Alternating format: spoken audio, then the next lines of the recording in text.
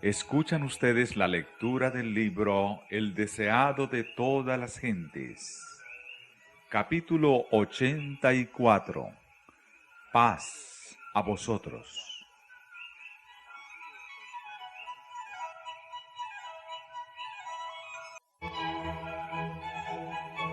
Al llegar a Jerusalén, los dos discípulos entraron por la puerta oriental, que permanecía abierta de noche durante las fiestas.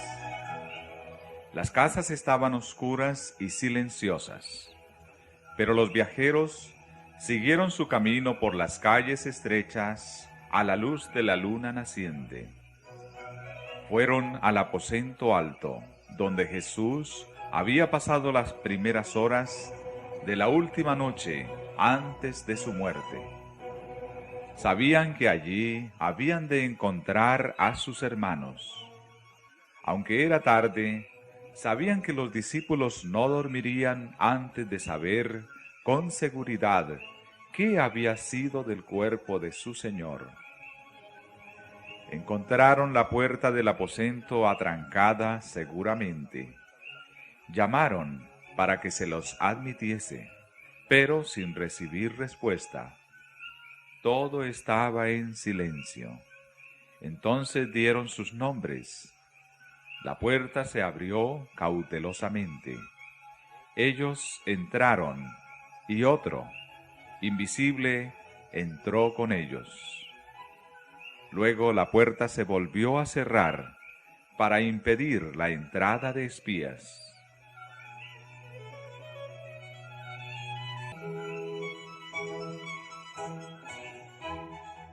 Los viajeros encontraron a todos sorprendidos y excitados. Las voces de los que estaban en la pieza estallaron en agradecimiento y alabanza diciendo: «Ha resucitado el Señor verdaderamente y ha aparecido a Simón». Entonces los dos viajeros, jadeantes aún por la prisa con que habían realizado su viaje, contaron la historia maravillosa de cómo Jesús se les apareció. Apenas acabado su relato, y mientras algunos decían que no lo podían creer porque era demasiado bueno para ser la verdad, he aquí que vieron otra persona delante de sí. Todos los ojos se fijaron en el extraño. Nadie había llamado para pedir entrada. Ninguna pisada se había dejado oír. Los discípulos, sorprendidos, se preguntaron lo que esto significaba. Oyeron entonces una voz que no era otra que la de su maestro. Claras fueron las palabras de sus labios: «Paz a vosotros».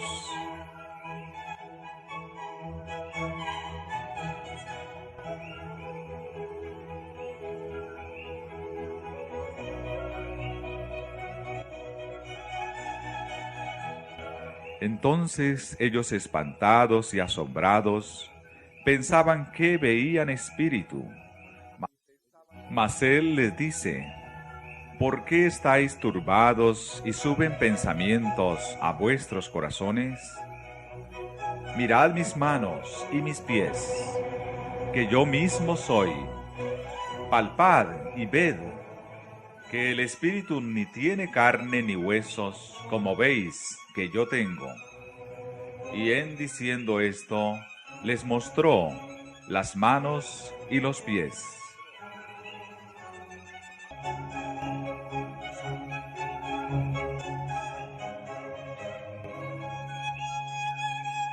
Contemplaron ellos las manos y los pies heridos por los crueles clavos.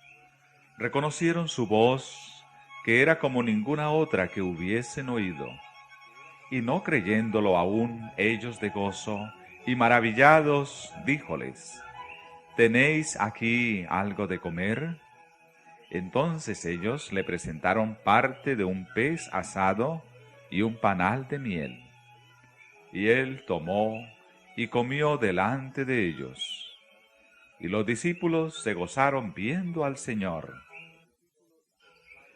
La fe y el gozo reemplazaron a la incredulidad, y con sentimientos que no podían expresarse en palabras, reconocieron a su resucitado Salvador.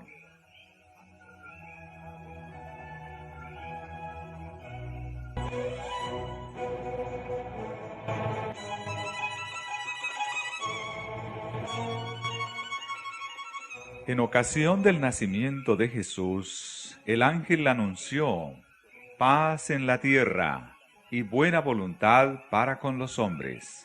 Y ahora, en la primera aparición a sus discípulos, después de su resurrección, el Salvador se dirigió a ellos con las bienaventuradas palabras: paz a vosotros. Jesús está siempre listo para impartir paz a las almas que están cargadas de dudas y temores. Espera que nosotros le abramos la puerta del corazón y le digamos: mora con nosotros. Dice: he aquí yo estoy a la puerta y llamo. Si alguno oyere mi voz y abriere la puerta, entraré a él y cenaré con él y él conmigo.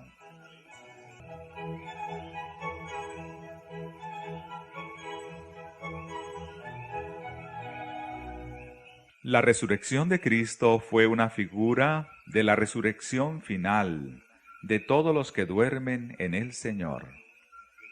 El semblante del Salvador resucitado, sus modales y su habla eran familiares para sus discípulos. Así como Jesús resucitó de los muertos, han de resucitar los que duermen en él. Conoceremos a nuestros amigos como los discípulos conocieron a Jesús. Pueden haber estado deformados, enfermos o desfigurados en esta vida mortal y levantarse con perfecta salud y simetría. Sin embargo, en el cuerpo glorificado su identidad será perfectamente conservada. Entonces, conoceremos así como somos conocidos. En la luz radiante que resplandecerá del rostro de Jesús, reconoceremos los rasgos de aquellos a quienes amamos.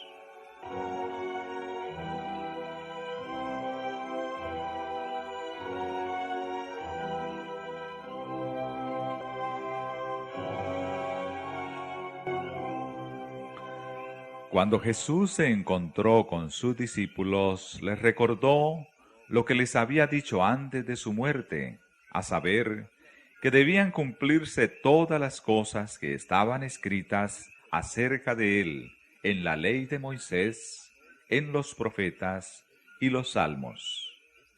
Entonces les abrió el sentido para que entendiesen las Escrituras, y díjoles: así está escrito, y así fue necesario que el Cristo padeciese y resucitase de los muertos al tercer día, y que se predicase en su nombre el arrepentimiento y la remisión de pecados en todas las naciones, comenzando de Jerusalén.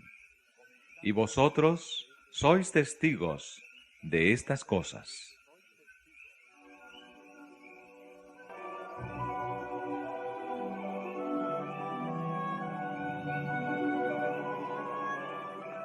Los discípulos empezaron a comprender la naturaleza y extensión de su obra. Habían de proclamar al mundo las verdades admirables que Cristo les había confiado.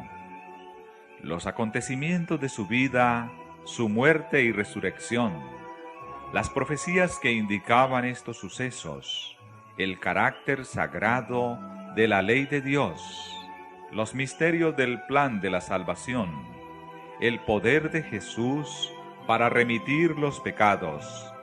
De todo esto debían ser testigos y darlo a conocer al mundo. Debían proclamar el Evangelio de paz y salvación por el arrepentimiento y el poder del Salvador.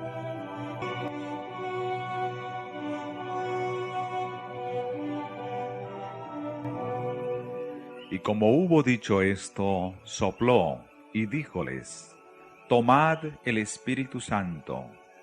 A los que remitiereis los pecados, les son remitidos. A quienes lo retuviereis, serán retenidos. El Espíritu Santo no se había manifestado todavía plenamente, porque Cristo no había sido glorificado todavía. El impartimiento más abundante del Espíritu no sucedió hasta después de la ascensión de Cristo. Mientras no lo recibiesen, no podían los discípulos cumplir la comisión de predicar el Evangelio al mundo. Pero en ese momento el Espíritu les fue dado con un propósito especial. Antes que los discípulos pudiesen cumplir sus deberes oficiales en relación con la Iglesia, Cristo sopló su Espíritu sobre ellos. Les confiaba un cometido muy sagrado y quería hacerles entender que sin el Espíritu Santo esta obra no podía hacerse.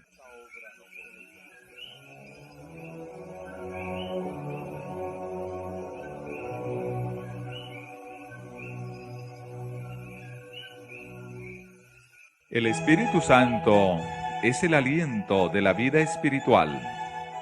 El impartimiento del Espíritu es el impartimiento de la vida de Cristo. Comunica al que lo recibe los atributos de Cristo.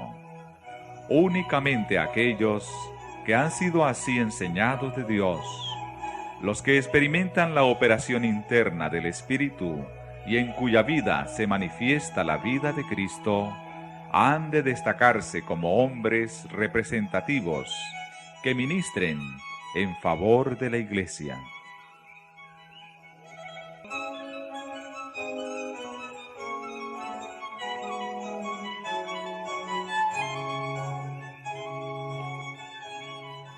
A los que remitiereis los pecados, dijo Cristo, les son remitidos. A quienes los retuviereis, serán retenidos. Cristo no da aquí a nadie libertad para juzgar a los demás. En el Sermón del Monte lo prohibió. Es prerrogativa de Dios. Pero coloca sobre la Iglesia organizada una responsabilidad por sus miembros individuales.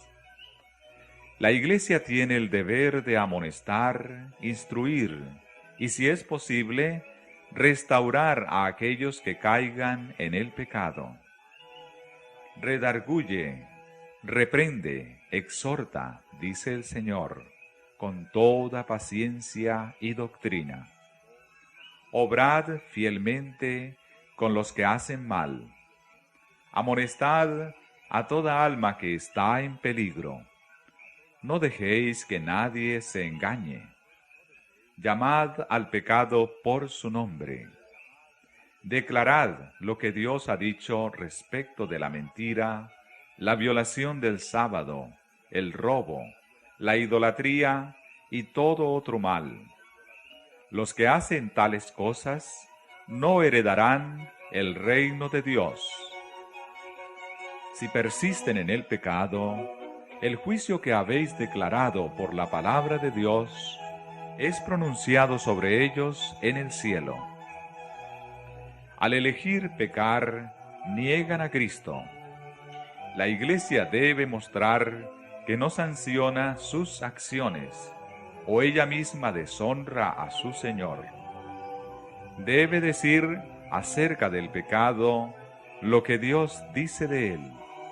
Debe tratar con él como Dios lo indica, y su acción queda ratificada en el cielo. El que desprecia la autoridad de la Iglesia, desprecia la autoridad de Cristo mismo.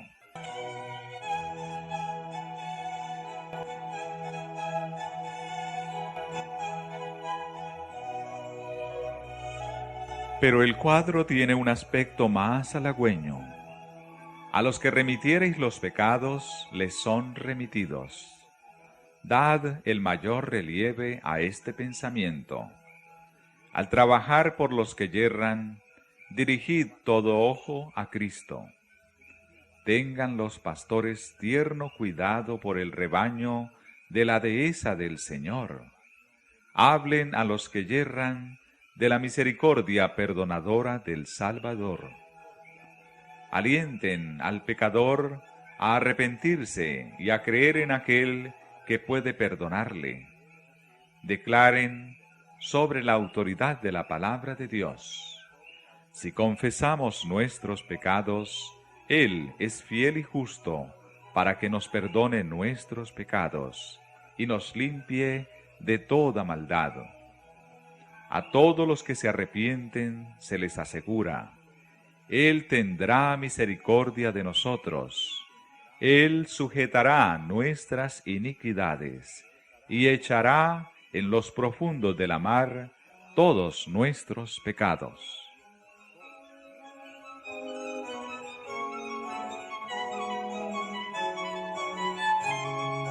Sea el arrepentimiento del pecador aceptado por la Iglesia con corazón agradecido. Condúzcase al arrepentido de las tinieblas, de la incredulidad, a la luz de la fe y de la justicia. Colóquese su mano temblorosa en la mano amante de Jesús. Una remisión tal es ratificada en el cielo.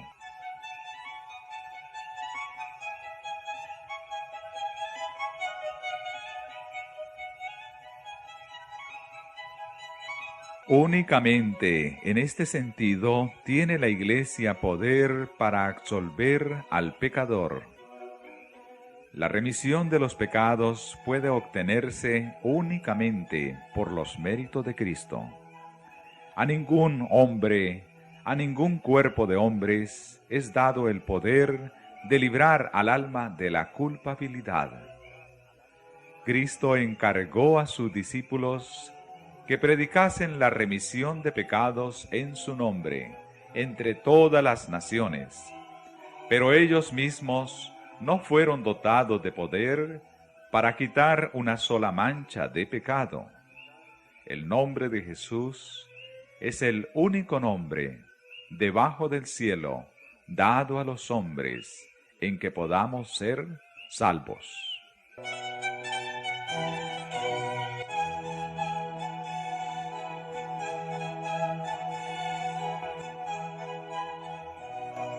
Cuando Cristo se encontró por primera vez con los discípulos en el aposento alto, Tomás no estaba con ellos. Oyó el informe de los demás y recibió abundantes pruebas de que Jesús había resucitado. Pero la lobreguez y la incredulidad llenaban su alma. El oír a los discípulos hablar de las maravillosas manifestaciones del Salvador resucitado no hizo sino sumirlo en más profunda desesperación. Si Jesús hubiese resucitado realmente de los muertos, no podía haber entonces otra esperanza de un reino terrenal. Y hería su vanidad el pensar que su Maestro se revelase a todos los discípulos, excepto a él.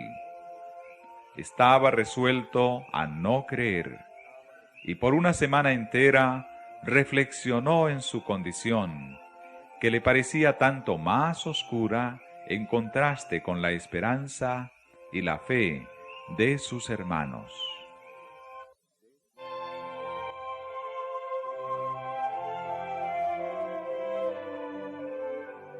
Durante ese tiempo declaró repetidas veces: Si no viere en sus manos la señal de los clavos, y metiere mi dedo en el lugar de los clavos, y metiere mi mano en su costado, no creeré. No quería ver por los ojos de sus hermanos, ni ejercer fe por su testimonio. Amaba ardientemente a su Señor, pero permitía que los celos y la incredulidad dominasen su mente y corazón.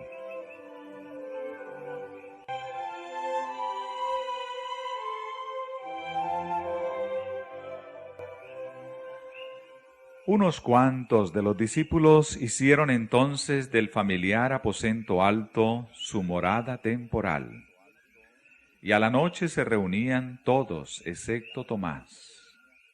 Una noche, Tomás resolvió reunirse con los demás. A pesar de su incredulidad, tenía una débil esperanza de que fuese verdad la buena nueva. Mientras los discípulos estaban cenando, hablaban de las evidencias que Cristo les había dado en las profecías. Entonces vino Jesús, las puertas cerradas, y púsose en medio y dijo: «Paz a vosotros».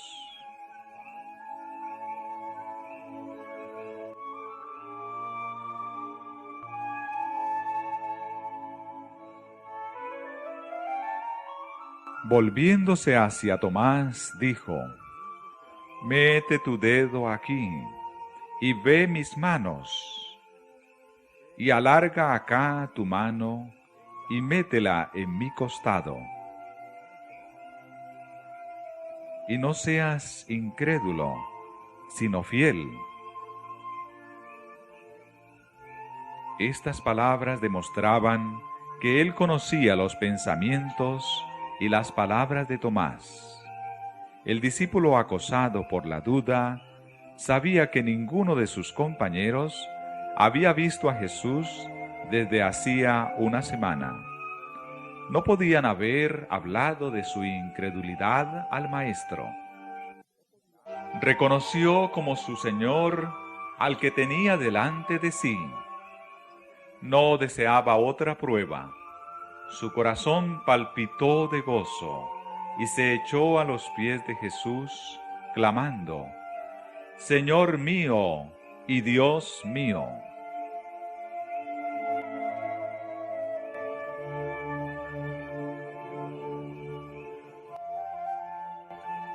Jesús aceptó este reconocimiento, pero reprendió suavemente su incredulidad.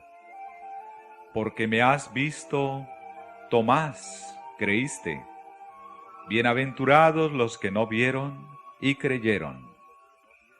La fe de Tomás habría sido más grata a Cristo si hubiese estado dispuesto a creer por el testimonio de sus hermanos. Si el mundo siguiese ahora el ejemplo de Tomás, nadie creería en la salvación, porque todos los que reciben a Cristo deben hacerlo por el testimonio de otros.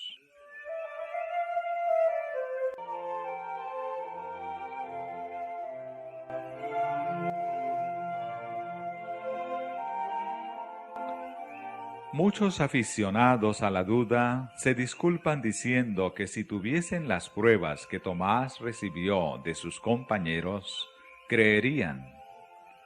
No comprenden que no solamente tienen esa prueba, sino mucho más. Muchos que, como Tomás, esperan que sea suprimida toda causa de duda, no realizarán nunca su deseo. Quedan gradualmente confirmados en la incredulidad. Los que se acostumbran a mirar el lado sombrío, a murmurar y quejarse, no saben lo que hacen. Están sembrando las semillas de la duda y segarán una cosecha de duda. En un tiempo en que la fe y la confianza son muy esenciales, muchos se hallarán así incapaces de esperar y creer.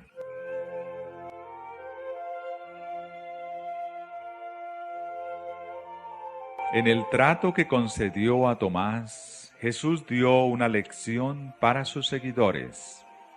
Su ejemplo demuestra cómo debemos tratar a aquellos cuya fe es débil y que dan realce a sus dudas. Jesús no abrumó a Tomás con reproches ni entró en controversia con él. Se reveló al que dudaba. Tomás había sido irrazonable al dictar las condiciones de su fe, pero Jesús, por su amor y consideración generosa, quebrantó todas las barreras.